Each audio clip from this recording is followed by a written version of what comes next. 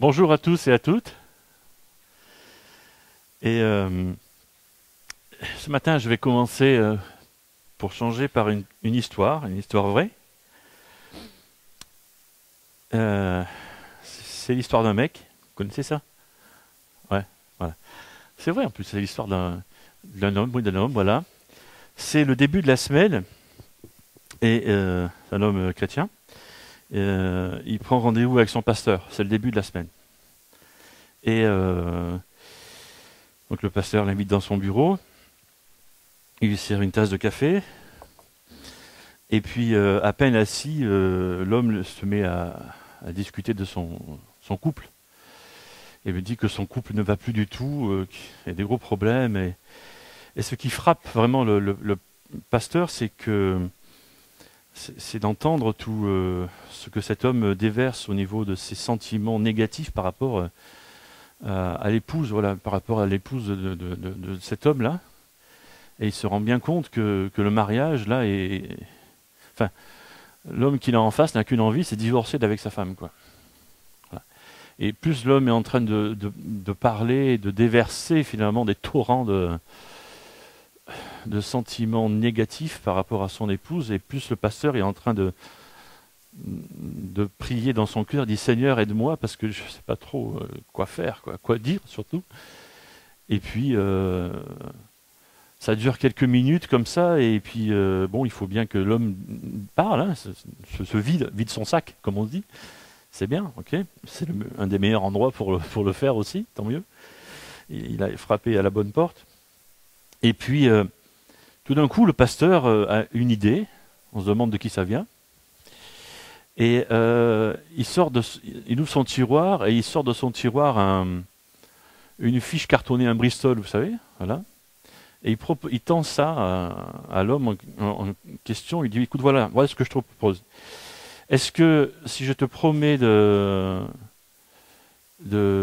voilà, que d'ici 3 semaines, de te réconcilier avec ta femme, et que ton mariage fonctionne à nouveau, voilà, est-ce que tu es d'accord avec moi de faire ce que je te dis?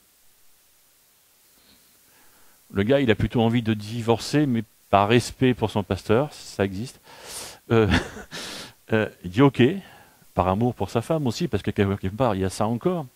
Il dit ok. Il dit voilà, tu prends ce Bristol, et là, devant moi, ensemble, tu vas noter 10 qualités de ta femme.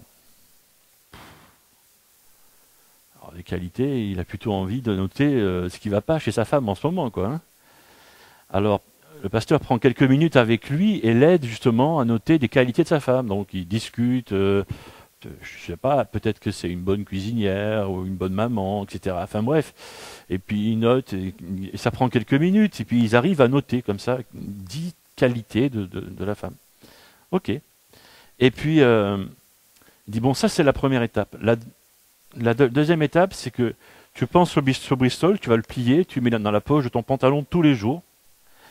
Et tous les jours, 3 fois par jour, matin, midi et soir, tu vas ouvrir ça et tu vas dire merci à Dieu pour les 10 qualités de ta femme. Le monsieur dit ok, puis il se serre la main, puis il se sépare. Ça, c'était le début de la semaine. Le dimanche suivant, le pasteur, donc il y a la célébration, etc., le culte. Et puis, il voit qu'il y a le couple qui sont là assis dans la salle de célébration.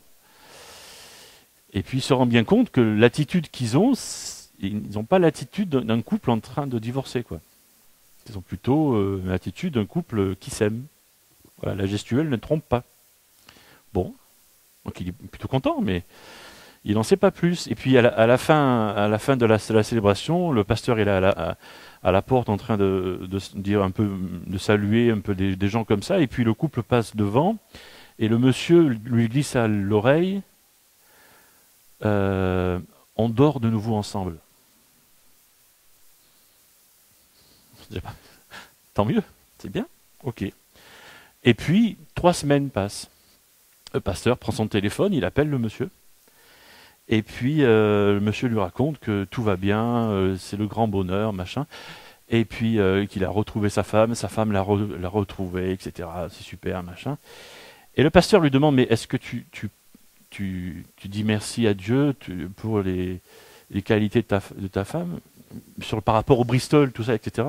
Il dit, non seulement je dis merci pour les 10 qualités, mais j'ai rempli le verso et j'ai marqué 15 autres qualités, et je dis merci à Dieu aussi pour les 15 autres. Voilà, ça c'était pour mon histoire. Alors, je dis pas que tous les mariages pourraient être sauvés grâce à un petit bout de carton, parce que ça serait un peu trop naïf de ma part de dire ça, un peu trop simpliste.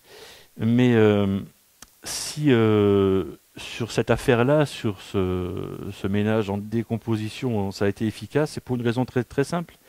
C'est que ce carton-là a introduit de la reconnaissance. Ça a introduit de la reconnaissance dans un couple en décomposition. On est dans une série qui s'appelle, comme l'a dit tout à l'heure Jean-Luc, Acteurs d'optimisme. La semaine dernière, on a parlé du contentement et on a vu notamment qu'on devrait plutôt être des personnes qui voyons plutôt le verre à moitié plein qu'à moitié vide. Et on a vu aussi que les gens autour de nous préfèrent voir plutôt des gens comme ça, des gens optimistes. Et les gens préfèrent voir le contentement chez les autres plutôt que le pessimisme. Et du coup, on pourrait, en visant cela, en visant le contentement, devenir des aimants. Des aimants dans les deux sens du terme. Des aimants, des gens qui aiment, mais des aimants, des gens qui attirent d'autres personnes à la fois en Jésus-Christ. Mais aujourd'hui, on va parler de reconnaissance. Et plutôt d'avoir un style de vie reconnaissant. Et dans Luc au chapitre 17, alors vous avez le texte sur vos suivis de prédication, mais je prends juste ce passage-là et j'explique l'histoire. C'est Jésus qui entre dans un village à la frontière entre la Galilée et la Samarie. Et à l'entrée d'un village, il rencontre un groupe de 10 bonshommes qui sont malades et qui ont la lèpre. Et donc, ils étaient exclus du village, donc ils sont en dehors du village. Et ces hommes crient « Maître, aie pitié de nous ». Et Jésus s'arrête et les envoie se montrer aux prêtres. Alors, pourquoi Jésus fait ça ? Parce que si ces hommes veulent être de nouveau inclus dans la société, il fallait qu'ils passent par une autorité, donc le prêtre. Et c'est le prêtre qui pouvait dire « Ok, vous êtes guéris et vous pouvez être restaurés dans la société et dans une vie normale. » Et en se rendant vers le prêtre, ces hommes se rendent compte qu'ils sont guéris. Et sur les 10 hommes, il n'y en a qu'un seul qui revient dire merci à Jésus.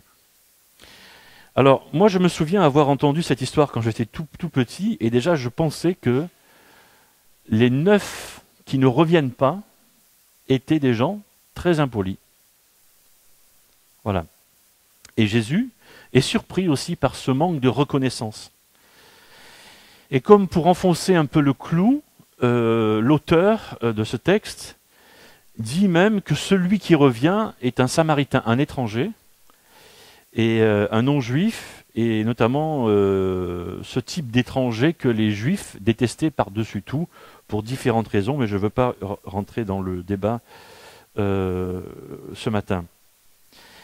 Mais j'ai 3 pistes à vous livrer ce matin pour avoir un style de vie reconnaissant. C'est des choses pratiques à faire tous les jours, à cultiver pour devenir des hommes et des femmes, des personnes âgées, d'âge mûr ou des jeunes, mais qui ont un style de vie reconnaissant. Et la première des choses, c'est être reconnaissant, c'est devenir un aimant à relation, un peu comme la semaine passée. Et ce que j'aimerais dire, c'est que toutes les personnes, tous les hommes, sont une lumière là où ils se trouvent. Alors, quelques-uns, quand ils entrent dans un endroit, et d'autres quand ils sortent. C'est vrai ça. Vous avez déjà vécu ça, même si on est jeune, on a déjà vécu ça. On aime être quelquefois en compagnie de certaines personnes qui sont sympas. Et on n'aime pas être en compagnie d'autres personnes qui ne sont pas sympas, quoi. Enfin, on n'aime pas, voilà, c'est tout. Voilà. Et ces gens-là, quand ils sortent, ben, comme par hasard, il y a la lumière qui revient dans la pièce. C'est exactement ça. La question se pose pour nous, qui on est. Est-ce que quand on rentre dans une pièce, la lumière arrive? Ou au contraire, c'est l'obscurité qui rentre dans la pièce? C'est une bonne question, ça. Est-ce qu'on est un aimant à relation? Est-ce qu'on attire les gens ou au contraire, est-ce qu'on les repousse? Et cela peut venir du fait qu'on soit reconnaissant ou pas. Cela peut venir du fait qu'on ait un style de vie reconnaissant ou pas. Proverbe chapitre 30 dit, il y a des gens qui maudissent leur père, qui n'ont pas un mot de reconnaissance pour leur mère, des gens qui se croient purs, bien qu'ils n'aient pas été lavés de leur souillure. Autrement dit, une personne reconnaissante aura plus d'amis qu'une personne qui ne l'est pas. Donc, déjà, c'est la première chose à poser. Quand on est quelqu'un qui travaille sa reconnaissance, je vais dire ça comme ça, on a plus de chances d'être une lumière qui rentre dans la pièce, quoi. D'être quelqu'un qui attire les relations. Deuxièmement, la reconnaissance nous rendra plus heureux et plus sains. Alors, pour préparer cette prédication, je me suis documenté, notamment sur Internet. Alors, on trouve de tout. Sur Internet, il faut faire le tri. On trouve des choses bien, mais des choses complètement ahurissantes. Et de nombreux sites chrétiens parlent de reconnaissance, et encore plus nombreux de sites non chrétiens parlent de reconnaissance, qui s'appelle plutôt la gratitude. C'est à peu près la même chose, et ils disent même que la gratitude est un excellent moyen d'équilibrer sa vie. Alors vous avez tous les sites type New Age, de la zénitude, machin, etc. Mais c'est intéressant d'aller voir ce qu'ils disent, voilà, sans tomber dedans, bien sûr. Voilà. Et beaucoup de sites de développement intérieur parlent de la gratitude, justement, ou de la reconnaissance, comme un bon moyen d'équilibrer sa vie. Et c'est vrai. C'est vrai que ça fonctionne. Et en cherchant comme ça, je suis tombé sur une étude assez sérieuse qui date de 2003, qui a un peu plus donc de 10 ans, qui a été fait par des scientifiques et qui a montré le lien entre la gratitude et la santé mentale et physique. Et une étude qui a été faite sur 200 personnes qui ont été séparées en 3 groupes. Alors si vous voulez le lien, je peux vous donner le lien après, je ne l'ai pas mis ici, mais je peux vous donner le lien. Et ces 200 personnes ont été séparées en 3 groupes. Et on a demandé à ces 3 groupes, pendant 10 semaines, de faire quelque chose de très simple.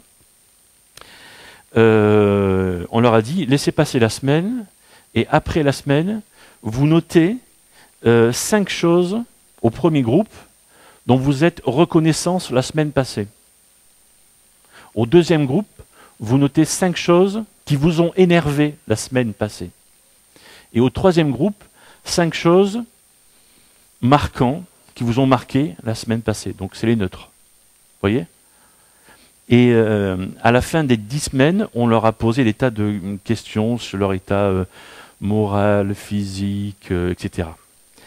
Et ceux qui étaient classés les plus hauts, c'était ceux à qui on avait demandé de noter 5 sujets de reconnaissance, de gratitude. Ils avaient des sentiments plus élevés, notamment par rapport à leur bonheur, par rapport à leur bien-être, par rapport à... Ils avaient tendance à faire plus d'exercices physiques. Ils avaient moins de douleurs. C'est bizarre quand même. Hein, voilà. Et encore d'autres études ont été faites qui montrent que ceux qui expriment leur gratitude se sortent plus rapidement d'événements traumatisants. par rapport à ceux qui se concentrent sur le traumatisme. Et ça, on le sait déjà. Le message est simple ici.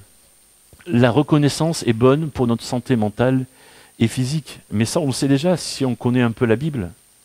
Parce que la Bible, déjà, dans Proverbes chapitre 17, donc c'est un texte qui est assez vieux, dit « Un cœur joyeux est un excellent remède, mais l'esprit déprimé mine la santé. » Le texte est assez facile à comprendre en plus.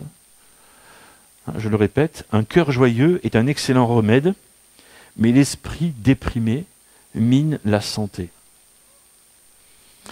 Un troisième point maintenant, la Bible nous demande d'être reconnaissant. Être reconnaissant n'est pas juste un conseil. La Bible ne dit pas, tiens, essayez d'être reconnaissant. Et si vous étiez reconnaissant? C'est un commandement, c'est un ordre en fait. Et je crois qu'on passe tous, et moi le premier, on passe à côté de ça. Voilà. J'ai cité 4 versets bibliques qui sont dans vos suivis de prédication, que je vais rapidement lire. Dans Psaume chapitre 100, « Entrez dans son temple en lui disant merci, allez dans les cours du temple en chantant sa louange, remerciez-le, rendez-lui gloire. » C'est pas, tiens, si vous avez le temps, faites ça. Éventuellement, le dimanche matin, allez à l'église et chantez ses louanges. C'est fais-le. Colossiens, chapitre 3, que la paix instaurée par le Christ gouverne vos décisions, car c'est à cette paix que Dieu vous a appelé pour former un seul corps, et puis soyez reconnaissants. 1 Thessaloniciens 5, dites merci à Dieu pour tout, en toutes circonstances, restez reconnaissants, quoi qu'il arrive. Je sais que c'est pas facile. C'est pas facile pour moi, c'est pas facile pour chacun d'entre vous. C'est pas simple de rester reconnaissant, quoi qu'il arrive. Ça veut dire même quand on est dans une galère, quoi, de dire merci à Dieu.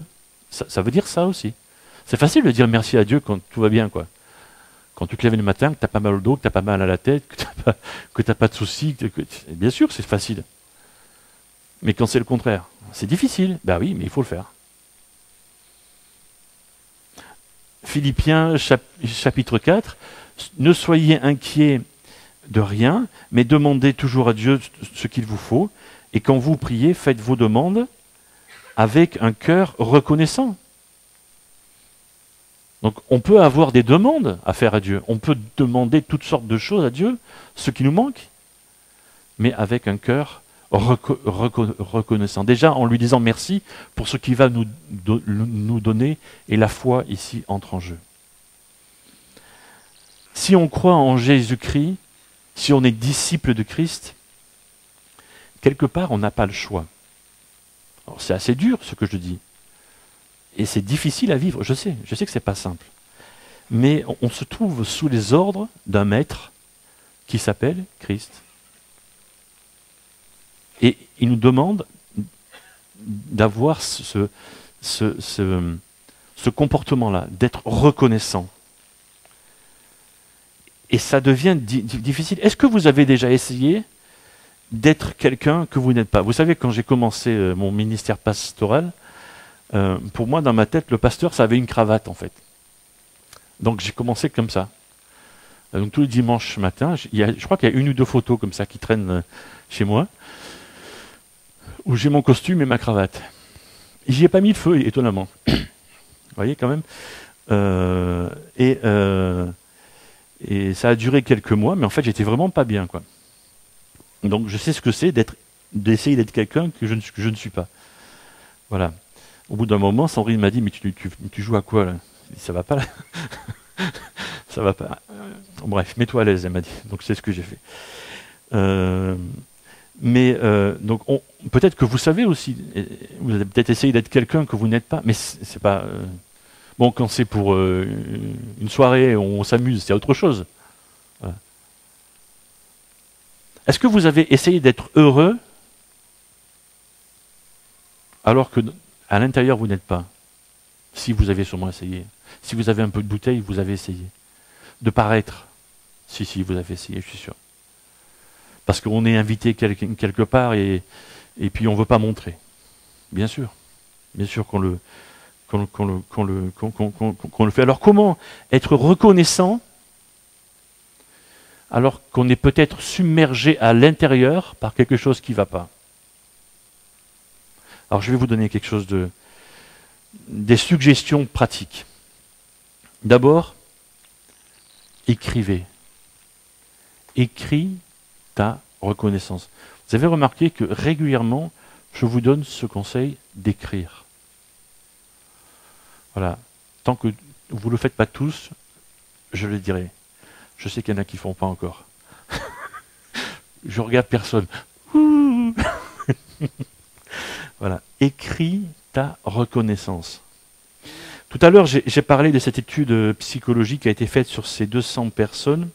À ce groupe numéro 1 à qui on avait parlé de noter ces 5 sujets de reconnaissance pendant ces 10 semaines, cet exercice a donné lieu à une mesure. Et du coup, il y a des gens qui ont commencé, des chrétiens qui ont commencé à ce qu'on appelle un journal de reconnaissance.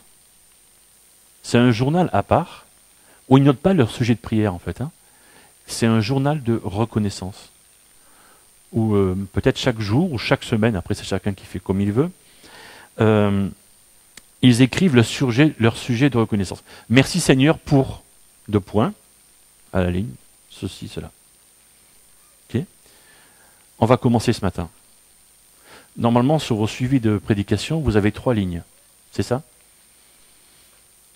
Voilà. Alors vous allez faire ça maintenant, tout de suite. Donc sur vos suivis de prédication, vous le prenez, et on va prendre 1 minute. Et c'est chacun qui peut dire merci Seigneur pour, je ne sais pas quoi, qu'est-ce que c'est? Si vous manque un suivi de prédication, demandez à John. John, il n'est pas loin.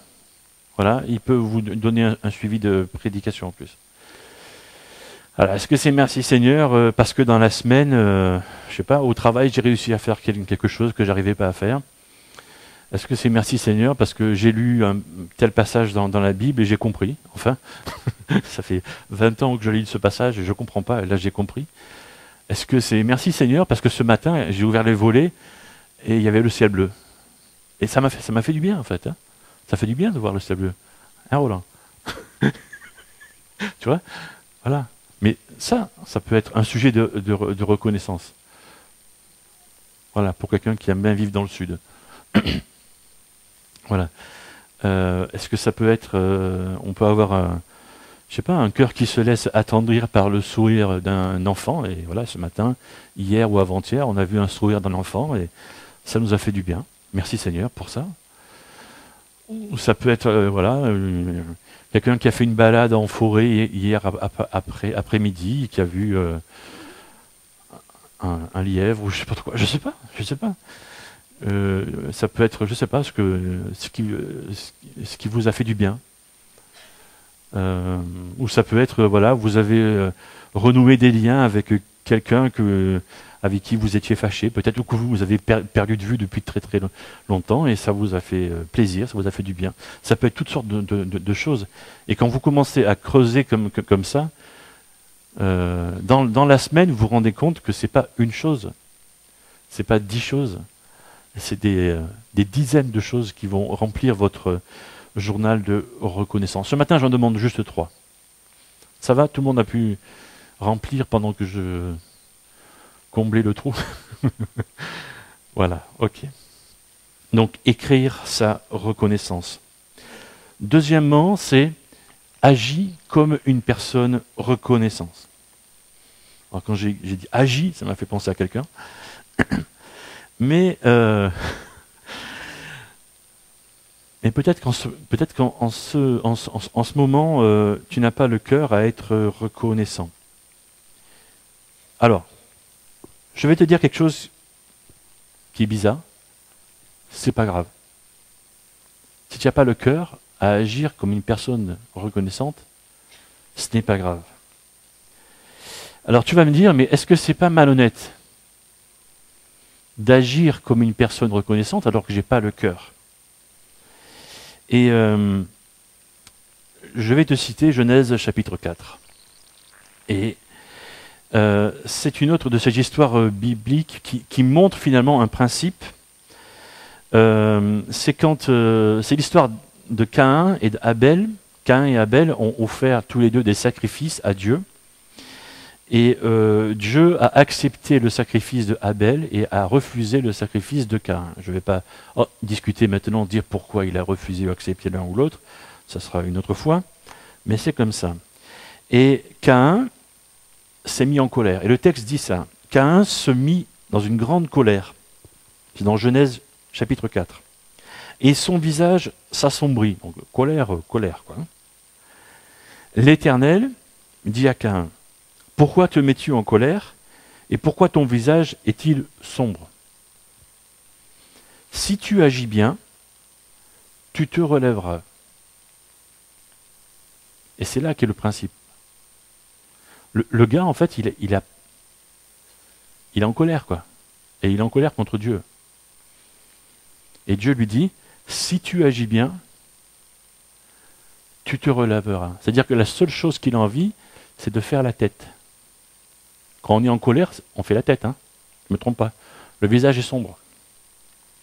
Et Dieu lui dit, si tu agis bien, ton visage va changer. Ton cœur va changer.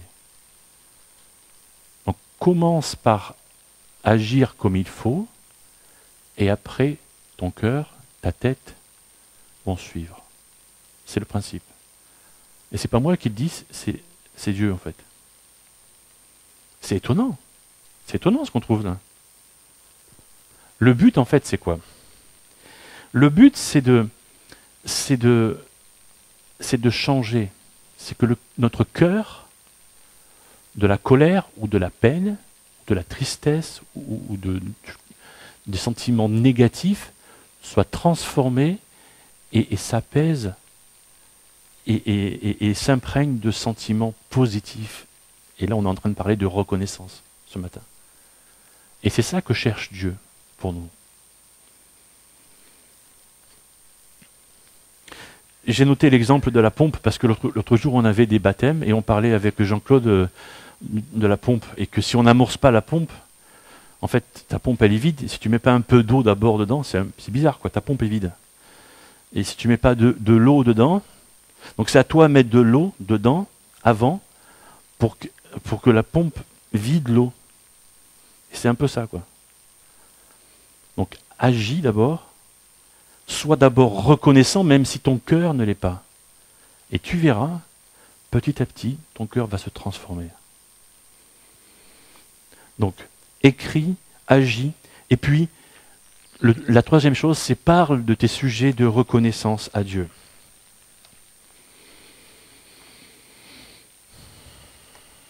Je vais vite lire le texte.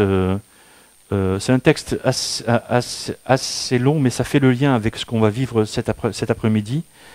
Je ne l'ai pas noté sur vos suivis de prédication parce qu'il est assez long. C'est dans 2 Chroniques, chapitre 20. L'histoire, c'est que il y a une immense armée des ennemis de Juda qui se dirige vers la capitale et qui veut tuer tout le monde. Voilà. Et le roi Josaphat apprend ça et se tourne vers Dieu et dit qu'est-ce qu'on fait? Et du coup, il appelle tout le peuple à prier, à jeûner. Et donc tout le peuple se lui rassemble. Et pendant qu'ils sont là à prier, à jeûner, et puis il y a ça devait être une superbe image, le roi est en train de prier de la part du peuple à Dieu. Et dans le peuple, il y a un gars qui se lève. Et le gars dit ça. Il parle de la part de Dieu, en fait. C'est comme si Dieu répond à la prière du roi. C'est un truc extraordinaire. Soyez attentifs, vous tous qui habitez Juda et Jérusalem, et toi aussi, roi Josaphat. Voici ce que déclare l'Éternel. Ne craignez rien, ne vous laissez pas effrayer devant cette immense armée, car cette guerre n'est pas votre affaire, c'est celle de Dieu. Demain matin, marchez contre eux. Ils vont gravir la montée de la fleur. Je trouve que c'est joli, mais c'est bizarre. Moi.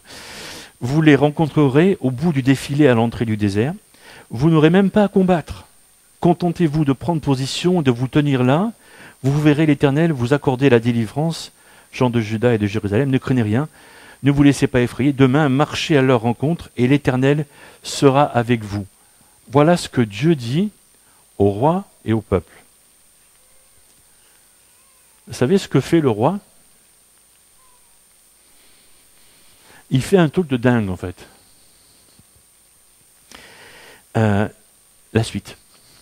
Le lendemain matin, ils se levèrent tôt, et les hommes se mirent en route pour le désert. Au moment du départ, Josaphat leur adressa, donc le roi, leur adressa la parole. Écoutez-moi, hommes de Juda, faites confiance à l'Éternel votre Dieu, et vous serez invulnérables. C'est ce que Dieu avait dit juste avant. Faites confiance à ses prophètes, et vous aurez la victoire. Il s'était concerté avec le peuple et avait placé en tête l'armée des musiciens. Dieu n'avait pas demandé ça. Mais le roi place devant les musiciens, qu'il appelle l'armée des musiciens, pour louer l'Éternel et la sainteté de sa personne. Ils se mirent en route devant les soldats en armes, en chantant « Louez l'Éternel, car son amour dure à toujours ». C'est de la reconnaissance. C'est-à-dire qu'au lieu de mettre son armée, les militaires en armes, devant, il a mis la reconnaissance juste devant, quoi, la louange juste devant. Parce qu'il savait qu'il n'avait pas à combattre. Il n'allait pas faire tuer ses musiciens non plus, puisque l'Éternel avait dit que ils allaient gagner. La suite, parce qu'on veut savoir comment ça finit, au moment où ils entonnèrent leur cantique, l'Éternel plaça une embuscade contre les Ammonites, les Moabites, ça c'est les ennemis, qui venaient attaquer Juda, de sorte qu'ils furent battus. En fait, les gars se sont entretués entre eux. Les Ammonites et les Moabites se dressèrent contre les habitants. Voilà. Ils se sont exterminés les uns les autres. La dernière phase, lorsque les Judéens parvinrent au promontoire d'où on apercevait le désert, ils regardèrent du côté de leurs ennemis et ne virent que des cadavres. Jonchant le sol, il n'y avait aucun rescapé. La reconnaissance.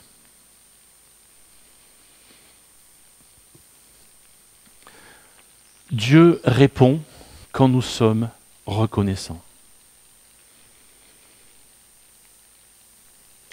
Et je termine avec ma première histoire de ce pasteur qui reçoit cet homme qui voulait divorcer. Et le groupe de louanges peut déjà revenir prendre sa place. Si ce couple a pu être sauvé, c'est parce que dans la tête de l'homme qui voulait divorcer, il s'est reconstruit des idées positives par rapport à sa femme. Mais il n'y a pas que ça. Vous vous rappelez ce que le pasteur a demandé à l'homme? 3 fois par jour, un peu comme un médecin qui donne une ordonnance. Mais c'est ça, le médecin de l'âme. 3 fois par jour, dis merci à Dieu pour les qualités de ta femme. Et en faisant ça, l'homme a demandé à Dieu d'intervenir dans son couple, sans même s'en rendre compte. En fait. Merci Seigneur parce que ma femme est une bonne cuisinière ou une bonne maman. Merci Seigneur parce qu'elle est ceci, cela. Et Dieu est intervenu dans son ménage, on ne sait pas comment. On n'a pas ça ouvert, on s'en fiche en fait. Tant mieux. Merci Seigneur. Quand on s'assoit et quand on passe son temps à se plaindre sur notre situation, quelque part ça montre qu'on n'attend rien de Dieu. Mais quand on offre sa louange à Dieu, c'est-à-dire quand on lui dit merci, à ce moment-là, Dieu se met au boulot. Dieu travaille en fait. Et Dieu travaille, j'allais dire, presque doublement, triplement.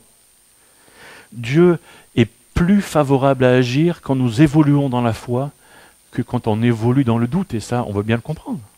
Si on doute de lui, alors on doute quoi. Mais par contre, si on croit qu'il va faire des choses merveilleuses pour nous, certainement il va les faire. Ça fonctionne. Voilà, je vais conclure. Alors, je vous invite vraiment à, même si vous n'avez pas envie, à faire ce cahier, ce livret de reconnaissance. Peut-être une fois par semaine. Fixez-vous un jour. Peut-être le dimanche. c'est plus calme, peut-être, pour vous. Faites ça le dimanche soir, dimanche matin, je sais pas. Voilà, par rapport à toute votre semaine, merci Seigneur pour ceci, cela. Au début, ça va être juste 2, 3, 4 lignes, mais vous, au fur et à mesure, vous allez voir, les lignes vont s'ajouter et ça va changer votre façon de concevoir votre vie avec Dieu. Et commencez à agir comme une personne reconnaissante. Je vais prier. Seigneur, merci parce que tu veux nous changer, tu veux faire de nous des aimants à relation. Merci parce que tu veux nous rendre plus heureux et merci parce que tu nous réponds, Seigneur. Et merci pour ces exemples qu'on a pu voir autour de nous ou dans ta parole. Et Seigneur, merci pour la louange, les chants. Seigneur, aide-nous à te ressembler,